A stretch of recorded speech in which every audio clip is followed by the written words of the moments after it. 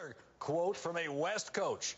I think our team mentally is in a pretty good place based on what's happened to them the last couple of weeks. I said, after the game, you have some things you want to accomplish. Are we the team we want to be right now? Nick Saban. Incorrect. This one, okay, well. Would you like to see the rest of it? The final part? God, dog it. Not yet. Some things you want to accomplish. The team we want to be right now. Not. Do we have a timer? No. We need one. I'm going to go with Kevin Sumlin. That is correct. Hey, let's go. Jordan Rodgers. Come on, give me some. Give me some. Come on, come on. I think our team mentally is in a pretty good place based on what's happened to them the last couple of weeks. I said after the game, you have some things that you want to accomplish. Are we the team we want to be right now? Not yet.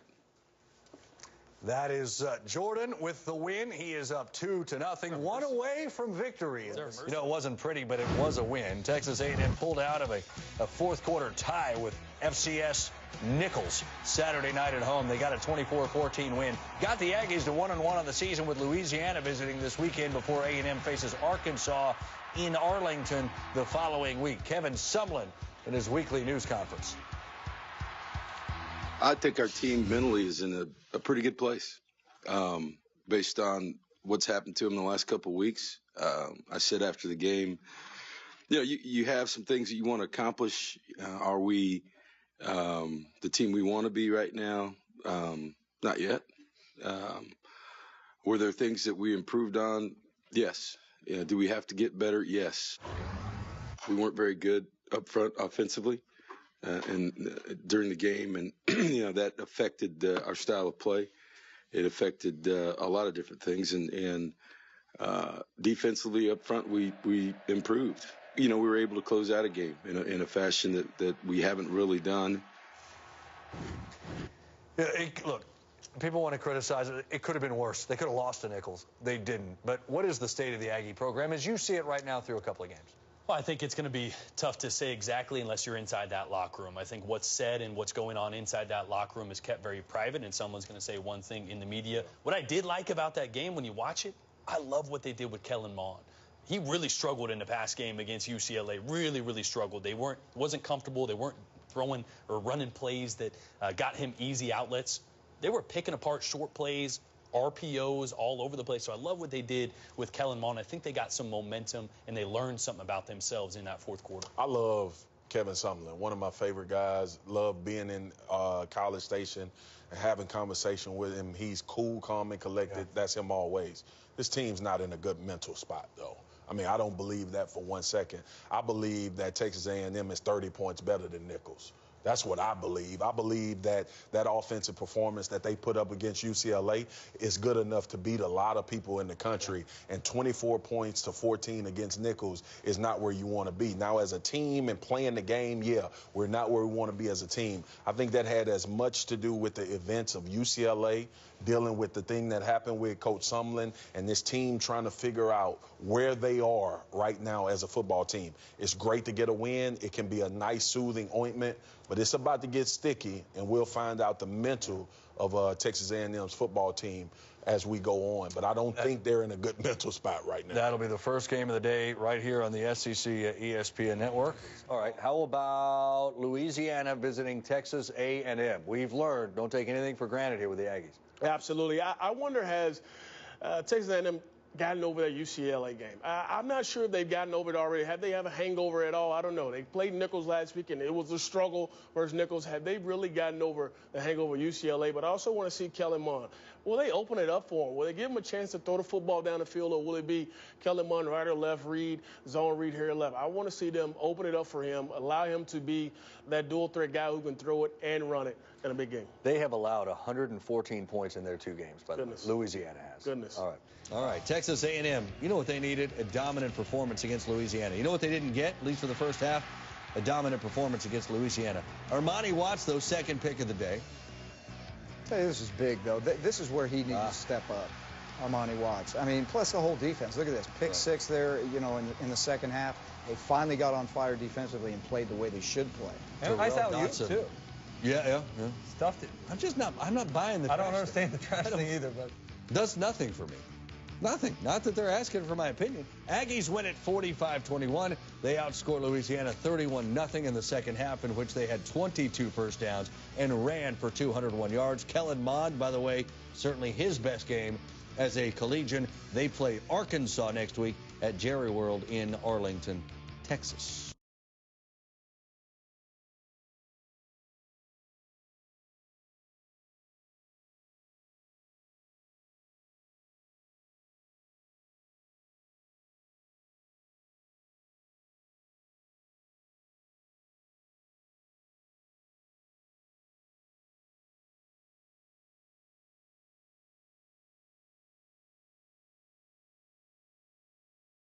Ready?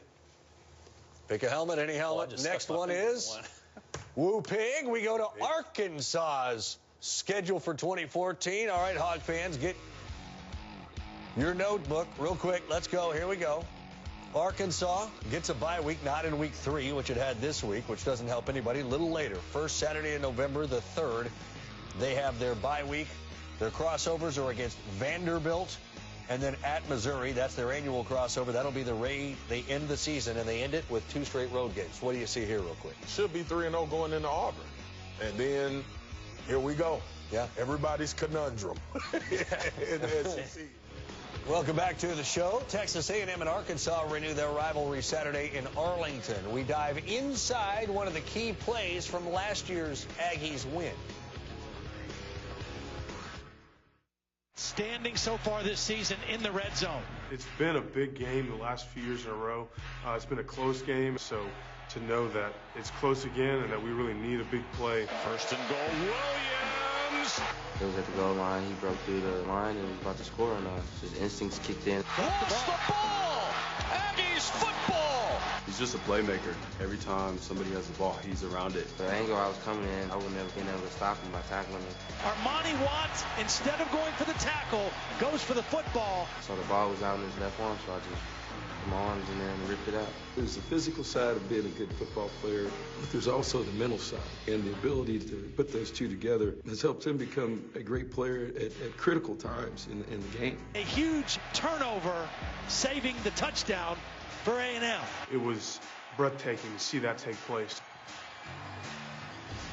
A&M has won all 5 meetings with the Hogs since joining the conference in 2012, including back-to-back overtime thrillers in 2014 and 15. ESPN's Football Power Index says A&M's got a 55% chance of winning Saturday's matchup. What's their head coach, Kevin Sumlin, say?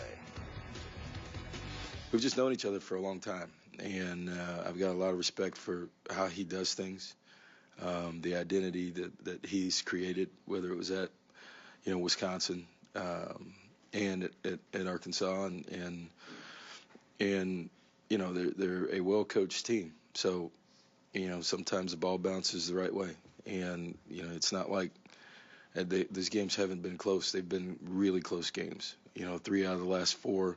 Shoot, last year at halftime it was midway through the third quarter. It's anybody's game. So let's not just say, hey, it's just been a walk-away deal. These games have been overtimes. They've been really, really, really close games, and we found a way to win them. But you guys know me. Every game is mutually exclusive, and there's a lot of players playing in this game Saturday that did not play last year on both sides, and so it's a different game. It's a different, just different people playing. He was talking a lot about Brett Bielema early on. This game, right or wrong, is being made even maybe more important because of what people believe about the job security or status of the 2 head coaches. How big a game, Marcus, do you think it is for those reasons? It's a big game for the psyche of each one of these teams, more than anything. Look, you can have the coaches discussion and whether a guy will be there next year or not. I don't think that right now the focus for Texas A&M and the focus for Arkansas is to come away with the win to bring belief back. A&M has been playing uninspired football since the UCLA game. It's about time to get over that. This is a good opportunity for them to get over that. Arkansas went into TCU and got blasted. And now you get a chance to play Texas A&M, a game that's been very good in recent history. If they come away with a win, it boosts your mental going throughout the rest of the season. Look, for as bad as it was when A&M let UCLA come back, they could win this game and be 3-1. Brett Bielema can win this game and be 2-1. And you never know what happens in this season, what can go down. So I think this is a big game for the psyche of these teams to kind of get over some of that lackluster performance that they've been having. Yeah, I think the psyche for these teams is going to be dictated, and for these coaches as well, is figuring out, can we play 4 consistent quarters? Right? Because we have seen different teams on both sides of the ball for both of these teams, and you're running out of time to figure that out. Yeah. You're running out of time to figure out if you can be that team. Both these, they still got to play Alabama, Auburn, LSU, Mississippi State, throw Florida in the mix for Texas A&M. Those aren't games where you figure out if we can play 4 quarters. You're not going to play 4 quarters against those teams. Can you figure out, can we fix some things, find motivation to put it together and build off that, like you said? All right, so let's get on the field. Arkansas had a bye week last week. Texas A&M, we know, struggled with Louisiana until the second half, and they ran away. How much do you think the bye week helped Arkansas? Well, it had to help them in the film room. I mean, if there's one thing that's glaring in my eyes that you got to fix is protection with Austin Allen. I mean, he has been hit 42% of his passes. When he drops back, he's hit nearly half of the time. That's 10% more than any other team. You have to get in the film room, and you have to figure out as an offensive line, or really just as a man, what are you going to do? Because there's part of it is technique. The other part of it is my quarterback, I'm done seeing him get hit. And you can take that over from a psyche standpoint or from a mentality standpoint. They have to fix that. And so hopefully they fixed the technical part of it in the film room, and hopefully we find some motivation for on the field. I just don't. We've been having this discussion. When did Arkansas lose their way? Yeah.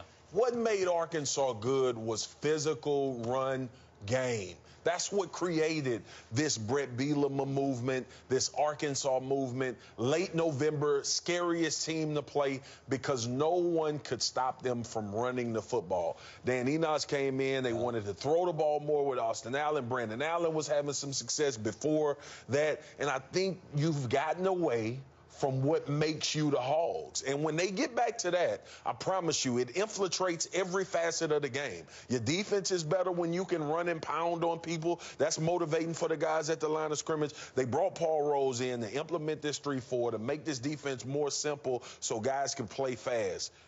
Arkansas is not who they are until they line down and bloodies people's nose, man. You don't think Arkansas can win the way they want to win? Is it, I mean, one, and they did this last year too, I know, but they lost Raleigh Williams, so that certainly hurt them. Yeah. But they've got the freshman Chase Hayden. They've got Devwah Whaley. But you don't think Arkansas could be a successful winning program in this league with a little bit more of an open offense that Dan Enos instilled? I think Arkansas their foundation needs to be the run game. That's Brett Bielema's expertise. That's the type of offense he really prefers to run based on his history at Wisconsin, his history now at Arkansas when he first got there. We looking at he had 2,000-yard rushers at one time. Big physical offensive line, nasty, gritty guys up front. I think there's still something left for you to be that team and have success as a football program. I don't know if they can be a wide open team. I'm going to say right now, no. They don't have the guys on the outside to spread you out and dominate throwing the football. So bring it back to your wheelhouse. They have the ability to be a successful and dangerous passing team when it's their choice. It's not their choice right now. And last year it wasn't their choice. It was out of necessity. Yep. So, of course, you're playing behind the sticks. You're in games where you're behind. Yeah, you're not going to be successful passing football when everybody knows it. If you can have a threat of a running game, then it balances each other out. It's the chicken and the egg. Yep, absolutely. Keep in mind, too, in this game, should it be close, Brett Bielema has made a change at kicker. And it's inexperience at that position, too, after the frustration last weekend. Ready for some more schedules? Hey, did you see this? Mm-hmm. This is a tweet, I think, from Jeff Long, Arkansas 80. So they're playing it at the Cowboys Stadium. That's fresh. And they're rocking, and in honor of Jerry Jones and his Hall of Fame induction, they're rocking the Arkansas-style cowboy gear. That's super fresh. Those helmets are sweet. You don't have to caption this. Yeah, just react to it, right? I mean, that's... How about? You got to love it. Not many better uniforms than the Cowboys. It's iconic, man. Hey, how many years did you wear that uniform? 8. What was did you like the blue or the white better? It was the blue. You loved the blue? This right here, this uniform right Did you ever ask to wear that uniform more? Because you never wear it, except for... We asked to wear it more. It was just one of them things where it's iconic to the organization. So when you wear it, it's either a big game or you wear it in a special occasion if somebody getting honored or something like that. But that uniform, to be perfectly honest, the first time I put that uniform on was in Texas Stadium my rookie year. And walking out of the locker room, Emmett and Troy and Mike was standing down in the tunnel about to get honored, and it all hit me that I'm a Dallas Cowboy. Yeah. Really? In that blue uniform? In that blue uniform. Yeah, they should wear the blue uniforms. Almost cried. All right, let's go. More schedules. Stewie, hiding in the back. Where'd you go?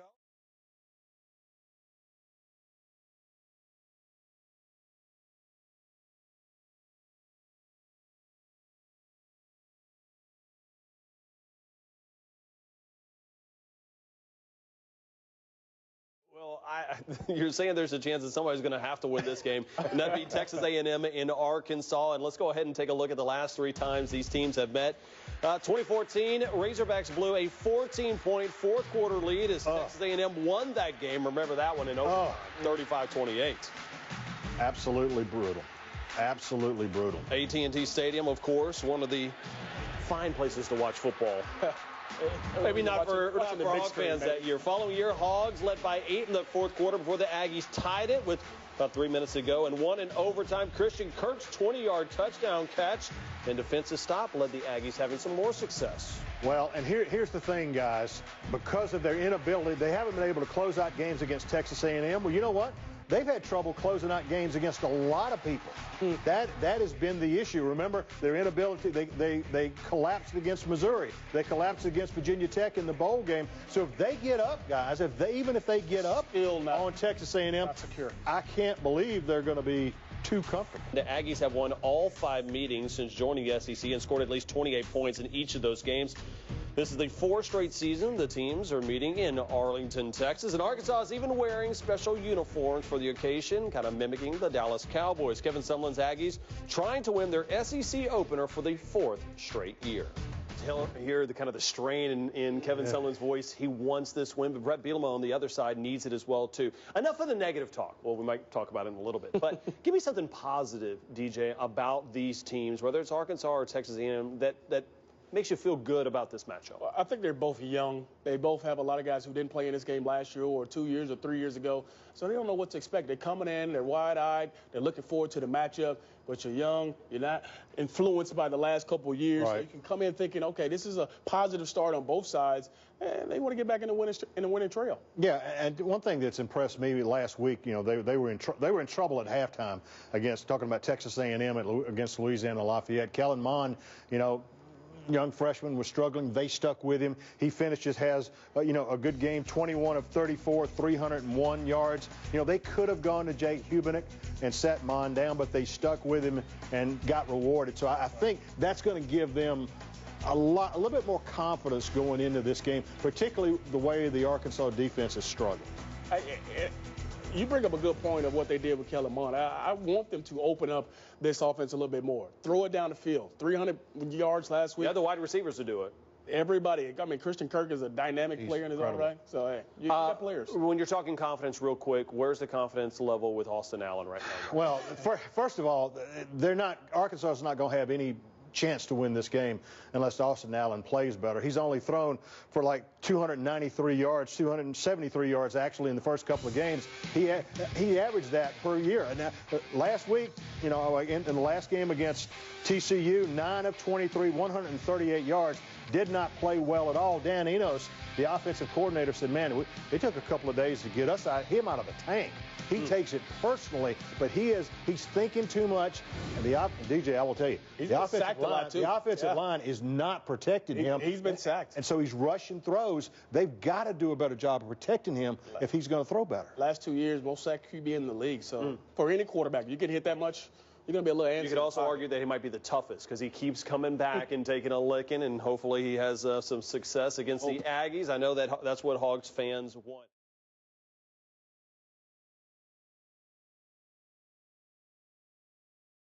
AT&T Stadium in Arlington, Texas, home of the Dallas Cowboys. Once again, hosts Arkansas and Texas A&M. Now, the series between the two has been owned by A&M. They've won all 5 meetings since joining the SEC. Perhaps, though, the Hogs come in with some advantage as they did have a bye last week. The Aggies have walked out the last 3 years. Those 3 years have all been at AT&T Stadium, 5 overall, as I said. Now, in 2014, though, they erased a 14-point fourth-quarter deficit, won the game in overtime behind the arm of current TCU quarterback Kenny Hill, who just had a big game against the Hogs 2 weeks ago. Now, the following year, same story. The Aggies erased an 8-point deficit with under 3 minutes to go, again winning in overtime. Christian Kirk in that game, 173 yards and a couple of touchdowns. And finally, last year was the Trevor Knight show, as the teams were tied at the half, but A&M outscored the Hogs by 21 in the second half behind Knight's 4-touchdown performance, doing much of his damage on the ground to the tune of a career-best 157 rushing yards. Okay, CD, we talked about everything but kicking right there. And I'm going to bring this up because Brett Bielema, beyond frustrated with the kicking game, and Cole Hedlund, the experienced kicker, he said after last week or after their last game, he's done being our starting kicker, at least for now. It looks like it's going to be their sophomore kickoff specialist, Connor Limpert.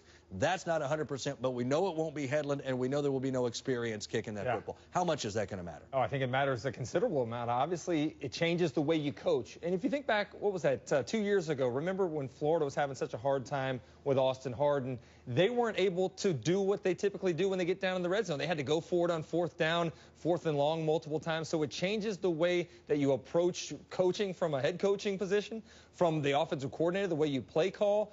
And it certainly, that's been the Achilles heel for Arkansas the last couple of years, the inability to convert in the red zone, specifically with field goal opportunities against TCU, is what cost them the game. They had a bye week, an early bye week, but maybe they needed it after the TCU game. What should have been Arkansas's point of emphasis, besides kicking? There was a lot of, that should have been worked on. But, again, the story that we continue to talk about is protecting the quarterback. Now, not all of that falls on the offensive line. There's issues with the quarterback, Austin Allen, holding the football too long. He's got to get the ball out quicker. The timing, everybody's got to speed up. They got to develop a little more rapport with the receivers. We're still working through the fact that there's a lot of guys to replace. Jared Cornelius should be back and finally healthy in this football game. But that entire offense has to work a little bit quicker with the protection, getting the ball out, and having a little bit more success throwing the football. In the second half of last week's game, A&M outscored Louisiana 31-zip, picked up 22 first downs, ran for 201 yards, all in the second half. How do they make sure that they continue that sort of play on Saturday? How much can that carry over? It's been tough. We haven't seen A&M play a complete game all season long. Played a great first half against UCLA, and then we all know what happened there in the second half. And then, again, last week, the slow start, but did put it together. They finally felt like they figured out some continuity on the offensive line. They feel like they got the running game back. Now, with Travion Williams being healthy in this football game, they should be able to get back to doing what they've done successfully the last year and a half. So I think a quick start certainly would help shake some of those bad feelings they've had here recently. This is a weekend of streaks. Vandy's lost 21 straight to Bama. They could snap it. Kentucky 30 straight to Florida. This isn't along those lines, but Arkansas's lost 5 in a row to A&M. How do they snap it? I mean, I think they've had close football games for the most part. They got to finish. It's the red zone. Turnovers, remember the turnovers that they've had down in the red zone ultimately led to giving up points, and then the drives that Texas A&M with Trevor Knight were able to take back and go the other way were the difference in that football game last year. Okay, Arkansas's got some swag going on with the Utes as they take on Texas A&M. What do you guys got on these? I love the uniforms of college football. This is awesome. I mean, I tweeted with the trainer at Arkansas. I said, man, that is fire. He said, thank you, sir. Look, I like it. I got a personal attachment to this uniform. Yes, you do. Well, you just need to calm down. Great lover, but it's great. It's pretty sweet. Yeah, it is. Okay, so they're taking on Texas A&M there at AT&T Stadium, and A&M has beat Arkansas ever since A&M joined the league. How can they beat this streak on the Arkansas side? A&M needs You had to take a deep breath before that one. A&M needs this one very bad. Coach Sumlin needs it very bad. I think they're going to have to find more consistency out of the quarterback position. Kellen Mond has to step up. I know he's only played a couple of games, but he can't just wait till the third quarter to get going. It's going to start early because I think Arkansas is feeling a lot of pressure, and they want to bounce back from the TCU. I think for Arkansas, look, I'm going to keep saying it until they do it again, and that's control the line of scrimmage. They've gotten away from who they are. That's the way you give Texas A&M a shot. Arkansas competed with A&M in Dallas, in Jerry World, because they were able to run the football. And now they've gotten to the point where they want to throw for 300 a game. You got to go back to that. Create your pass game with Austin off of being able to run the football. I agree, that would be awesome. But can they win the line of scrimmage? That's the issue. That's the issue. And when you go different offense, you get away from who you are. It does appear the running back Devin Whaley run the ball. Will play. So if they're going to run the ball, Whaley certainly helps a lot there. Next up, Texas A&M, Arkansas in Arlington. Don't like either of these two options really in this situation, but I'm going to go with Arkansas, and I know that A&M has owned this series the last 4 or 5 years, but I think Arkansas has the ability to win the game if they can minimize the errors. I'm not a believer in Kellen Mond. I'm not a believer in the offensive line being fixed at this point. I'm going to go with a close one with the Arkansas Razorbacks. 21. I don't know that I've had anything happen to me as meaningful as I have this gesture. What do you give a man who has everything and now going into the Pro Football Hall of Fame? So what can you give a man in recognition of that? If we can be allowed to wear a Cowboys replica uniform in Razorback red, would be a wonderful tribute. To think that they're going to run out on that field in recognition of the Razorback uniform as it compares to the Cowboy uniform is more than I can take without getting emotional. If I guess at my age, if I put this thing on, I might run the ball a little bit out there. Jerry Jones might run it just a little bit to put this on. And Marcus, this is really cool. You played for the Cowboys, seeing this replica jersey. Sure did. What you got on it? The swag. I like it. You know, anything that resembles the Cowboys, I'm with it. You know, it's a close bond with Jerry Jones in Arkansas, obviously, and then the Cowboys and the Razorbacks. We had a lot of SEC guys playing for the Cowboys at the time I played, but you always knew Arkansas had a little more juice with the Cowboys than any other team in the SEC. What are you holding there? I'm holding this helmet, this stripe life, and I like it a lot, man. It's, and then we put the nameplate. That's just like the Cowboys did it. Used to have our little nameplate back there. Arkansas good on you, man. Jerry been giving a lot of money to Arkansas. It's about time they put on something that look like the Cowboys. You don't put it on. His Jerry World AT&T Stadium, noon Eastern, the Southwest Classic, Texas A&M taking on Arkansas. These teams have split 6 meetings played in this stadium. So let's see who's playing with style, brought to you by Belk. It's the Aggies in the last 3 years against the Razorbacks. Dramatic comebacks each time, and outstanding quarterback play has punctuated these matchups. Marcus, we've seen some stars. Kenny Troll there. Yes, we have, and you remember the rush that didn't go, and the game might have been decided that way. A&M in this game has been prolific throwing the football. If you think back to all of these matchups, and the games have still come down to close calls. But you look at what both of these teams in the predicament that they're in, A&M is not throwing it well, Arkansas is not running it well, so something's going to have to give in this game at some point. No, they've been very fun games to watch, though. Just as a college football fan, they have been great games. Paul, you even like watching them probably. I do.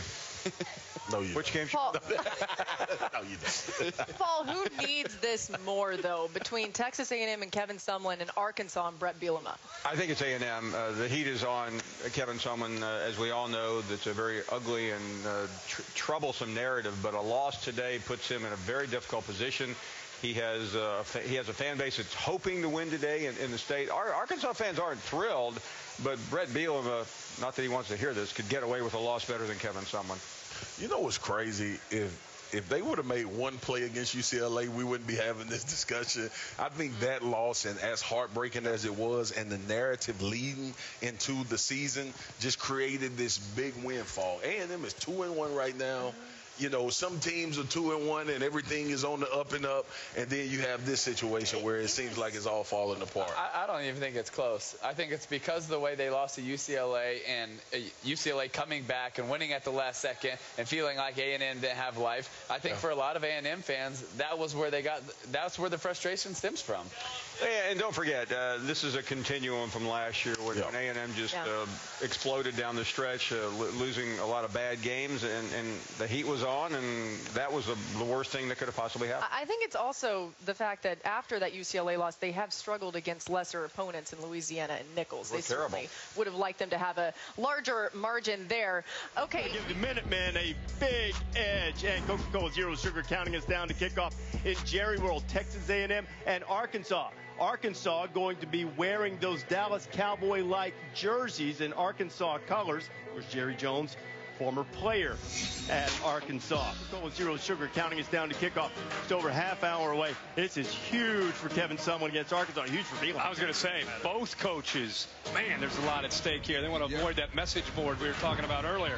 Coca-Cola Zero Sugar counting us down to kickoff in Jerry World, Texas A&M and Arkansas. Kellen Mond is going to get the start for Kevin Sumlin, who is with Allison Williams. Coach Sumlin, the Southwest Classic has become an annual matchup between A&M and Arkansas. You've never lost to the Razorbacks. What's it going to take to become 6-0 against Arkansas? Well, you know, that's part of it, but they've been pretty close games. We had a couple overtime games. This thing was tied midway through the third quarter last year, so it's going to be a great game. You know, we just got to find a way to win, and execution down the stretch has really been the key. And a lot of the guys on the field haven't been out there in this game before. A lot of freshmen playing, 18 true freshmen, 10 redshirt freshmen. What did you tell these guys about their first SEC game? Well, you know, it's the beginning of league play. We're just trying to get 1 week better. And, you know, if we do that, we're going to be fine. I think, you know, we've concentrated on execution and dealing with us. You know, right now, I think we lead the country in turnover margin, and we're one of the least penalized teams in the country. So it's about not giving things away first and getting better every week, and I think we're doing that. One of those true freshmen is your quarterback, Kellen Mond. What have you seen from him in his first 2 starts? Well, you know, he's improved, I think, every week. He started hot the last couple of weeks, and then as things changed, you know, maybe he didn't change quick enough last week. I thought he did a nice job. So, you know, we've learned more about him, too, and he's learned more about us. So we're getting a good feel for him, what he likes to do. And, again, it's a big stage. And, you know, guys that have been here in Texas, you know, they grow up wanting to play in this stadium. So I don't think energy for our guys is going to be any problem today. Kevin, thank you so much. All right, thank you.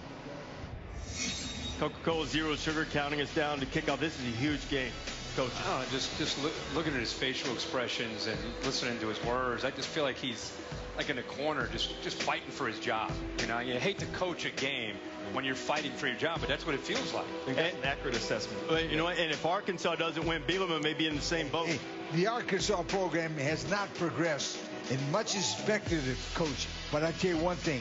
His huge buyout will keep his job for another year. He's $15 million if they want to get rid of him. Hello. I'll take 15. I'll go fish. I'll go fishing. No, you talking about you wouldn't coach nowadays? You crazy. Hey, fire me. Exactly. Have a look at these uniforms.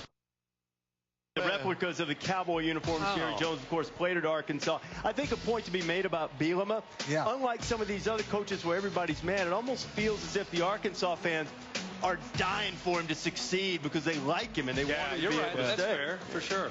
Here, AT&T Stadium, the site of Texas A&M and Arkansas. That game coming up soon. Austin Allen looking, guys, to make some moves forward. It seems like he hasn't quite been the Austin Allen we saw before. What are you oohing about, the uni? Yeah, I like them. Yep. I'm not mad. Tighten up your sleeves, bro. But they look good. What does Austin Allen have to do, though, guys? It seems like we've been waiting for him to kind of take that next step this year. Yeah, we really have been waiting for him to take the next step. I think it's get on the same page with his receivers. I think his receivers have to help him step up a little bit. I think the offense has to help him. I think they have to give him some easy completions, let the momentum get under his feet a little bit, and let him roll. Protect it. That's number one, first and foremost. How about Mond on the other side of things? Don't force it. When you got one-on-one with some really good receivers, let it rip. But besides that, be a playmaker with your feet. Know what God gave you and use it. He's a really good runner. I think he's going to progress into being a pretty good quarterback. He's young. He's been through some tough stuff so far. He's having to grow up a lot faster than most of these guys do. Him and Fromm are on a fast track to being pretty good at their quarterback spots. Yeah, Kellen Mond has certainly been thrown into the fire. Travion Williams, though, he's somebody who would like to be a big part of this A&M offense, guys.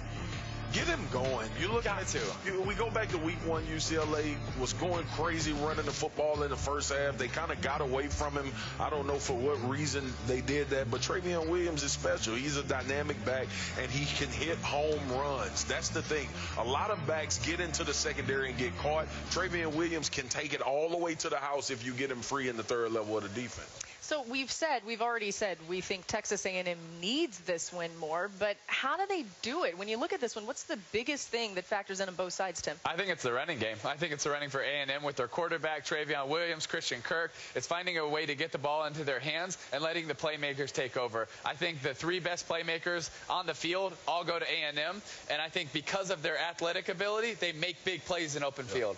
Open it up. Throw the football. Arkansas has been susceptible to defending against the pass. They didn't play well against TCU, and I know Kenny Hill is a more stately quarterback than Kellen Mond, but at the end of the day, you got to try to go at a defensive weakness, and the weakness for them has been defended against the pass. So I would try to figure out how to get him some quick throws, get him in the rhythm, and maybe take advantage of Arkansas in the secondary.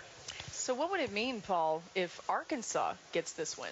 It would be so important for Brett Bielema. He beat Florida last year. He's had some nice wins, but his fans hate A&M. They hate losing every year. This has become the big game for them.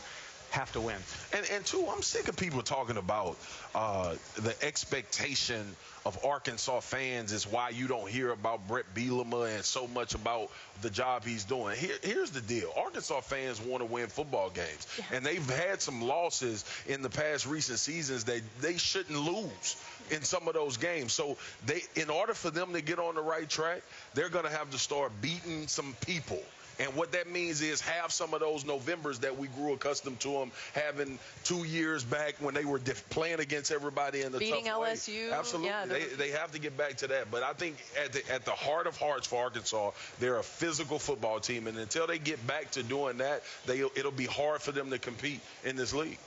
Yeah, it's interesting, too, because this game has a lot to do with recruiting, too. These two schools recruit in the same areas, so there's certainly some bragging rights on the table. Time now to find out who's taking the next step, brought to you by Regions Bank. And we start with picking this game. You guys, A&M against Arkansas. Tim, who are you taking? I think A&M has too many playmakers. I think it's a close game, but I think the playmakers find a way to make huge plays, 60, 70-yard runs. I think Travion Williams, Christian Kirk, and even Kellen Mond with his legs. I think they get it done running. I think it's Texas A&M dynamic playmakers. Look, the sky fell when they lost to UCLA. This team is trying to dig themselves out. What better way to do it against Arkansas today? And it'll at least make their fan base feel good about something other than what they've been talking about the first 3 weeks.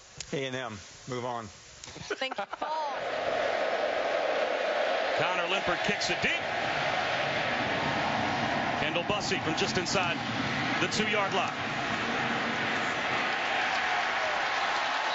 Close to the 19-yard line, and Allison Williams.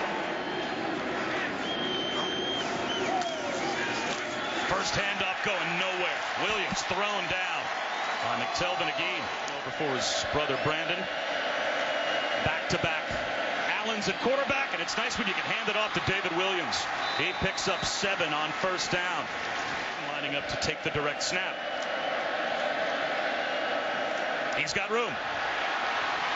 Darren McFadden made this famous with the wild hog, and Chase Hayden down the sideline behind the fullback. I think as much as anything leading to the incompletion. Cornelius, first down and more. A good start here, and good to see that he shook off the hit that he took targeting that set this drive up. Williams inside the 10, inside the 5, and it's first and goal for the Hogs at the 1. Formation with Williams back in as the tailback. Play action. Austin Allen. He's looking for the pylon in the back corner. He drops it in. That's a Razorback touchdown to Jared Cornelius. As he caught the ball. Are you seeing anything from that replay and these great looks that we've had, Brock, that would say conclusive video evidence, indisputable, to overturn the call on the field, which was touchdown? I mean, the pellets start to go up. The ball is in his hands, and the left toe as well. And the nice thing is we've got Pretty large jumbo screen. Well, I don't know, about 80,000 people saw it. And lanes to run if you're patient. Travion Williams, maybe for a yard. And Allison coming into today, the Arkansas defense was like clocked down to 2. Well protected, only a 3-man rush. Threw it into traffic. And Trey Greenlaw had a chance at an interception and couldn't haul it in. Arkansas shows blitz. They rush 5. Mond under pressure, and he's going to go down. The blitz gets home for the Hogs. It's a 6-yard sack. Austin. Devois Whaley picked up about 5 yards, and it looked like 3.5, 4 yards after contact. Cole Kelly now in at quarterback, and he's going to run the football on 3rd down and easily pick up a 3rd down conversion and more out to the 40-yard line. It's a gain of 13 for the 6'7", 270-pound backup quarterback. Cole it off 3rd down and 10. 4-man rush. Long throw to the sideline. He's got his favorite target, Jared Cornelius.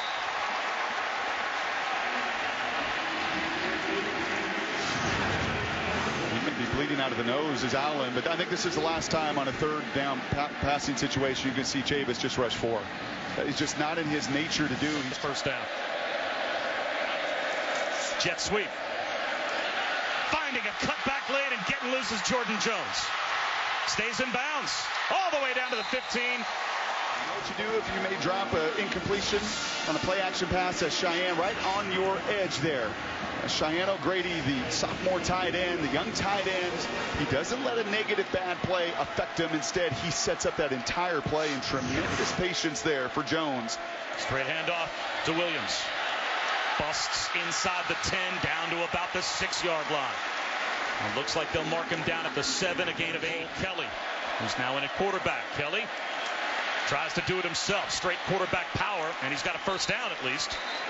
Inside the 5-yard line, Landis Durham drove him back, but it is 1st and goal for the Razorbacks. He'll throw it. 270 to 230. A little flip for an Arkansas touchdown. David Williams, as easy as could be. Wow, but he's fully capable of this. He's also their backup quarterback. They'll rush 3 again. Mond forced to check it down. And the pursuit is there. Nowhere to go for Travion Williams. Defensively, as Arkansas likes to do, those are the mistakes that Texas A&M can't afford. Ford thrown down at the 10-yard line. Nowhere to go. Randy Ramsey at that razor outside linebacker. Now 3rd and 17. I'm not sure how frisky you get with your play calling here, but here is Mond.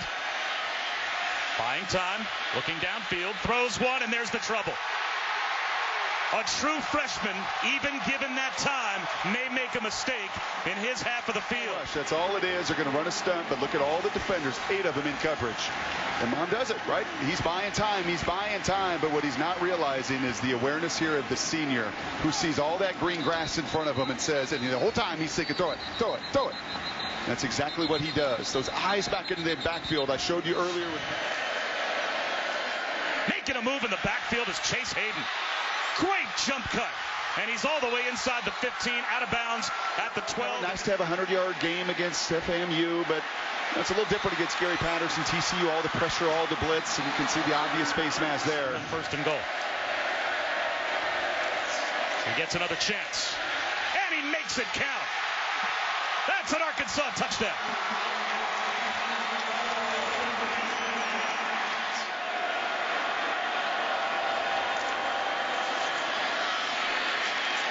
Down at the 10-yard line again.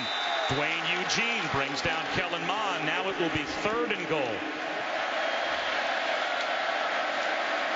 4-man rush. Austin Allen dumps it off underneath to Jonathan Nance. He breaks a tackle and picks up about 10 yards.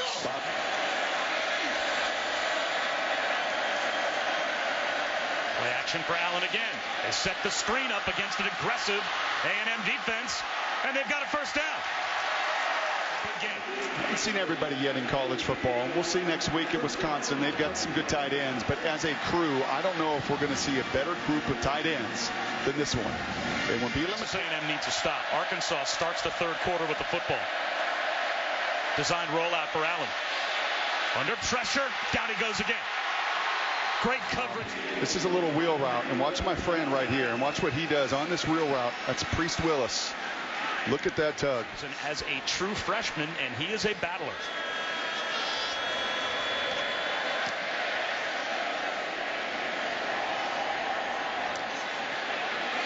Hesitation for De'Vion Warren. Brings it out. Turns out to be a good decision. Warren finally brought down to the 38-yard line. Evaluate a left ankle injury. I will tell you guys, though, when he was helped to the cart, he could not put any weight on that ankle. And just the fact with a flag down that he had to be carted off tells you all you need to know about how. So just like that to the 41-yard line plus territory for A&M. Little cutback at the line for Trevion Williams. There's only one deep safety. Nice fake by Mond, but he is buried after picking up about 3 yards. I think that answer is yes from the sidelines. What a nice little tackle there. We've seen this a number of times.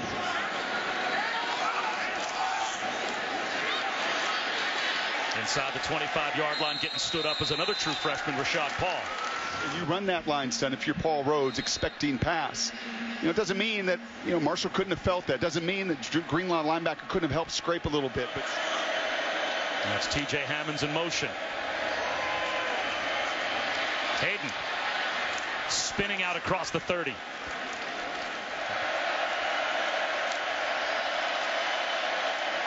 They can't stop him. Just a straight-ahead dive by a big running quarterback behind a lead blocker. A lot of big fellas have got to get it right. No surprise to see Bielema in there. I mean, they have got to fix that. You cannot play systematically what you want to do. And gives them all a pat on the back and says, guys, we're going to go get it. And they make it a chance. As it's going to be 3rd down and 10. Kendall Bussey brought down by Randy Ramsey after a gain of 2. And they will rush for it. Kellen Mond buying time in the pocket. Here comes the pressure. He's going to have to get rid of it. Across his body, and he just could not reach. Good shot. That's what Paul Rhodes wants. Effort, relentlessness, continue to pursue. When you've got an athletic quarterback, no surprise, it's a game. And around for Jordan Jones. He's into the secondary. Hurdles a man out to midfield. The pocket right now is a mess to deal with. Get out on the edges. Run a little bit of wildcat. Get some of your screen game, some of that conventional football that you love to play, especially in your passing game. They keep it on the ground, breaking a tackle and getting loose. Whaley inside the 30-yard line, all the way down to the A&M 27. That's 21 more. He's back in as the lone setback. Play action, though, for Austin Allen. Wide open is Williams. No one around him. Trying for the pylon. Is he there? Hit at the 1-yard line. And out of bounds just shy of the goal line. They lost in space. Williams into the end zone. That's a touchdown for the Razorbacks. And they retake the lead.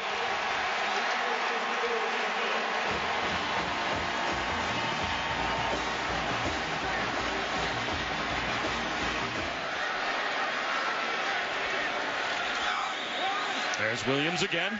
This time dragged down after a gain of a couple by Dre Greenlaw.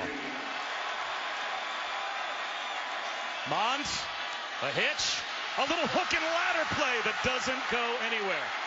Jamon Osborne tried to find Ford on the quick hitter on the outside. Play clock at 4.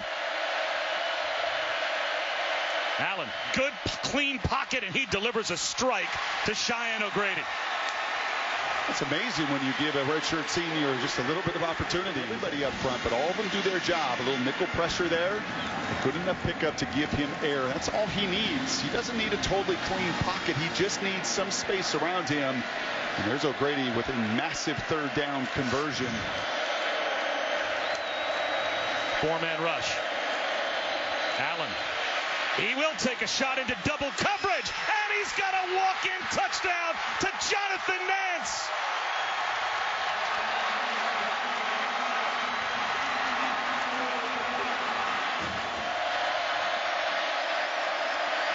Play action. Allen, a throwback all alone. Jeremy Patton for the 2.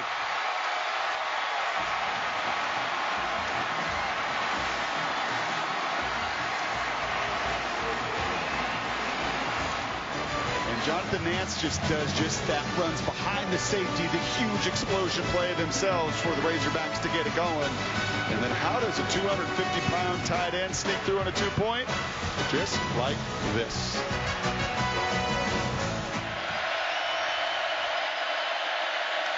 Play action. A throwback screen. Austin Cantrell, blockers in front. Another chunk play. Inside the 45-yard line. Well designed by the Razorbacks, and they're right back in business at the A&M 44. This tight end class is as good as any team, and the timing and the patience to do that with Jared Johnson, the sacker bearing down on you, and to not freak out.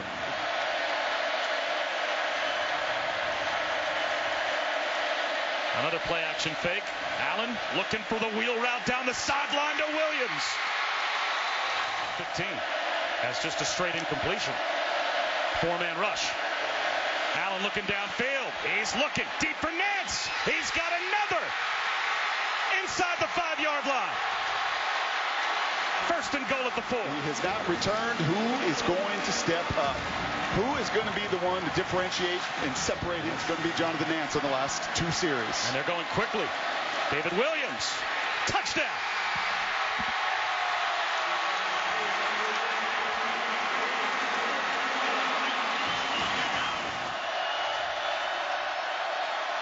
Only a 3-man rush on the slant. Easy pitch and catch.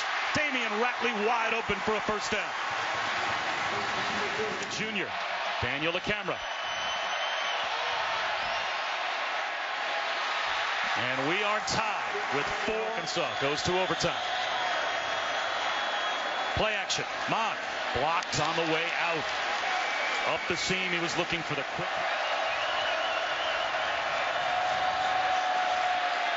Mond, no one home. Flag down. Jamon Osborne got tied up with the true freshman Cameron Curl. Pass interference. Number 2, defense. Penalty includes automatic first down. And Bielema is going to be frustrated. There's no way this ball is going to be caught. But they caught the freshman corner. Oh, wow.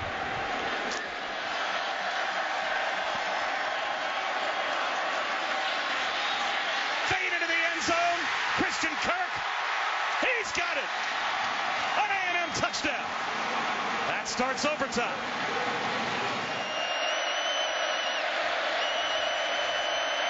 Allen off play action. Pump fakes. Looking for the end zone. He's got a man out of the back of the end zone for Jeremy Patton.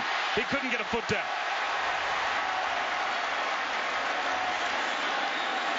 And there was one little hesitation, one little flinch there by Allen as he was trying to read his tight end and where he was going to break that. Play action. Allen looking end zone. Intercepted, and that'll end the game.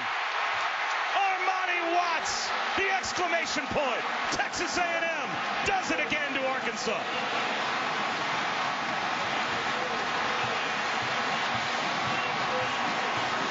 And Armani is sitting back there, and he is hoping this throw comes so he can undercut it and be the game changer that he has been over the last couple years. You go back, what a game. Yeah, and you go back to who you are, right? You go back to what you do in the biggest of moments. You're trying to get your tight ends and your backs involved. And Armani sees it, he reacts, and Allen says, my goodness, that close yet again in this matchup against those guys. So the true freshman quarterback, Kellen Mond, and A&M, they beat Brett Bielema by 7 in overtime. Texas A&M and Arkansas was the first game on ESPN, and it was a wild one in the SEC. Austin Allen play action with Arkansas, down 33-28, finding Jonathan Nance for the touchdown. And the Allens have been quarterbacking Arkansas for at least 20 years. What are you talking How many about? athletes are there? 19. We'll get Brian Ives, our researcher, on that. Ensuing kickoff, Christian Kirk. One of the most electrifying players in college football, guys. We've seen what he can do returning punts, 5 return scores in his career, receiving. It's, believe it or not, his first ever kickoff return touchdown at A&M. Believe it now, 4 minutes to play. Allen to Nance, 45-yard gain to the 4. And we have a shootout in the Arkansas-Texas A&M game. Who would have thunk that they would put up these many points? David Williams, 4-yard touchdown run, 43-40 Arkansas. Who loves it? Joey Callaway's former owner, Jerry Jones in Arlington. You always told me he's a great guy. Yeah, great guy. And swing kickoff, there's Kirk waiting for it. Arkansas coaches it. Cullen Gillespie returning it all the way to midfield. Former walk-on, the 12th man, making a play on special teams. No one expecting him to get a return. How about Christian Kirk on the block there? Great field position for A&M. 4th and 3. 2:30 to play. Kellen Mond, Damian Ratley. Big play outside. They just need to get a field goal here to tie this game, get the overtime. A&M would drive it down the Arkansas 9, 8 seconds to play, and then it's my guy. Lights, camera, action. Daniel LaCamera, field goal. 27 yards, we're tied at 43, and we're going to overtime. Look at Bielema. A&M gets the ball first. 1st and goal, Mond finding Kirk. And the game's on the line. You get your best player of the football. That's Christian Kirk. Great throw by the true freshman, Kellen Mond. Can the Hogs get it done? Allen, the end zone. Armani Watts interception. You get in a 3rd and 7 situation near the end zone. The safeties have nowhere to go but come forward. Ever since blowing that 4th quarter lead against UCLA, the Aggies now have won 3 in a row. Sure, have been fired up after that bad loss. Celebrate there in his home stadium. Razorbacks back up 3. Eventually, though, A&M kicks a field goal, forces overtime, and in overtime. A&M got it first. Mond to Christian Kirk. Mond's growing up, guys. Money. Like Great smash throw. concept. Oh, love it. I love it. 3rd and 7 Razorbacks. They've got to have a touchdown. There you go, Steve. Austin Allen throws. There's the play. There you go, And it's the same guy that's been the last couple weeks when they need to play defensively. Watts, couple picks last week, and a big one right there to seal the victory for the A&M Aggies. A much-needed victory. Cool. 6th straight win in the series against the Razorbacks. Their 12th overtime win, 2nd most in FBS history. Only Tennessee has more with 13. In fact, in overtime games under Kevin Sumlin, the Razorbacks are 5-0. I mean, the Aggies, really. A game like this, it takes all phases. You know, it takes. You know, this is the first time we didn't win the turnover battle, right? We were tied. But, you know, Armani coming up at the end and our defense hanging in there and then giving up. I mean, it was a crazy game, but, you know, defensively made enough plays, you know, offensively, you know, score that many points, you know, come up with the kick return at that time was a big play. So, you know, you don't win a game like this based on one side of the ball. You win a game like this based on all 3 phases having to make plays at critical times. So that's a team win. You know, this is a team that had a great second half against Louisiana last week. They came back, they started slow again, and then got hot one more time. What's the statement A&M made in this game? Well, I thought they were done. They were down 21-7 today. It looked like that Arkansas was in full control. They were imposing their will, running the ball physically against that A&M defense. And then all of a sudden, that freshman you mentioned, Kellen Mond, big run on the zone read, 79 yards down there, sets him up, and then makes some big throws. I was impressed with the way he played today. I thought he was a guy that probably should have been sitting behind Hubenek, but today justified why Kevin Sumlin had him out there on the field. Well, I'm going to start with the coaching, first of all, because this staff did a great job of holding this team together when it did not look good. Second thing, Kellen Mond is earning the respect of everybody in that locker room. Not only does he break those big runs, and you can see what he does, but I'm going to tell you what he does that people don't give him enough credit for. This guy takes hits. He takes hits and gets up. He's not rattled in the pocket. He's making extremely big plays with his feet. He's winning the locker room. And I'm going to tell you something. The defense, as you said, they stepped up again when they needed to. 6 sacks today. Let's not lose sight of that. And a big pick by Armani Watts, again, when the game is on the line. So, again, Kevin's right. It was a total team win. Everybody, you know, contributed to that. But I want to go back to the coaches. If you're going to criticize them, let's That's fair. Yeah. Yes. Let's you know, give them compliment those guys. That's fair. A&M. Hey, the most important number in this is 1-0 in conference play. Arkansas is 0-1 in conference play, and it's the 7th straight season the Razorbacks have lost their conference opener. Here's Brett Bielema after the game. this is a great game. I know the fans really look forward to it. Our kids look forward to it. I was looking forward to it, still do. It's just gut-wrenching. And, I did, we obviously always say a prayer before and after every game, and I know we're getting tested in some tough ways. It's hard because you put a lot into it.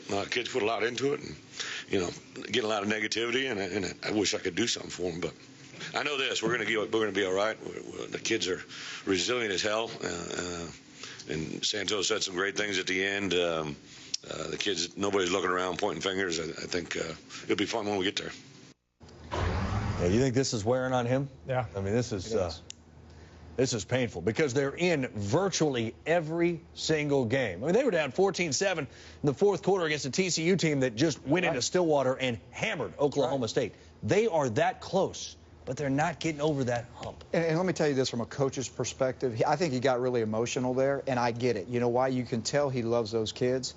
You can tell that, I mean, he would jump on the grenade for these guys. I mean, he would. He really would. He'd like to take the pain away, but the facts are the facts. They're getting beat, and that's as painful as it gets. He's the head coach. It's very emotional. They will get this thing righted because they did do some good things today. They ran the football much better than they did against TCU two weeks ago. There's some things they can build on for sure. But this is a tough stretch for them. The problem, though, is still the same issue that's been haunting them since last season. It's protecting the quarterback. And you mentioned it. 6 sacks of Austin Allen today, 8 more quarterback hurries. Austin Allen completed less than 50% of his passes today. He's affected by the rush. He's affected by the defense. And until they shore up the protection, it's going to be difficult for this team to win consistently. Right. They've got a chance next week to clean things up. Of course, Tennessee thought that, too. But they host New Mexico State next week. So an opportunity for the Razorbacks there. And again, A&M hosts South Carolina with a good chance at home to go 2-0.